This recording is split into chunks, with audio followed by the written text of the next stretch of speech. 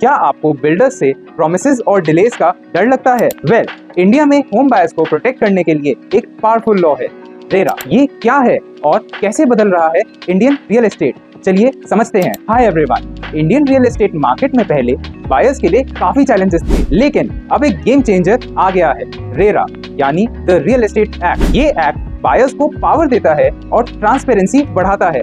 Let's understand its impact. RERA जो 2016 में पास हुआ एक सेंट्रल गवर्नमेंट लॉ है, जिसका मेन एम है रियल एस्टेट सेक्टर को रेगुलेट करना, ट्रांसपेरेंसी बढ़ाना एंड होम बायर्स के इंटरेस्ट को प्रोटेक्ट करना। हर एक स्टेट एंड यूनियन टेरिटरी की अपनी एक रेरा अथॉरिटी है जो इस एक्ट को एनफोर्स करती है। चलिए देखते हैं रेरा ने बायर्स को कैसे एम्पावर किया है। First, transparency.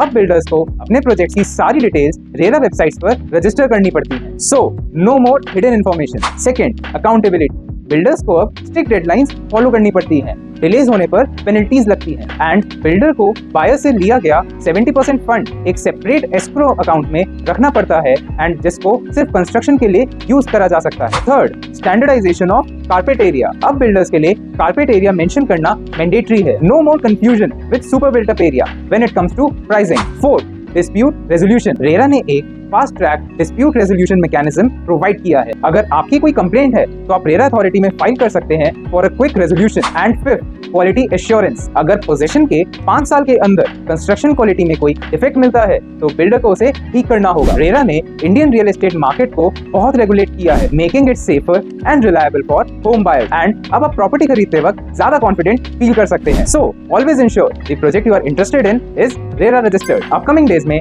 ऐसा और कंटेंट इस चैनल पर आने वाला है, तो फॉलो करना मत भूलना। Real estate with Arpit.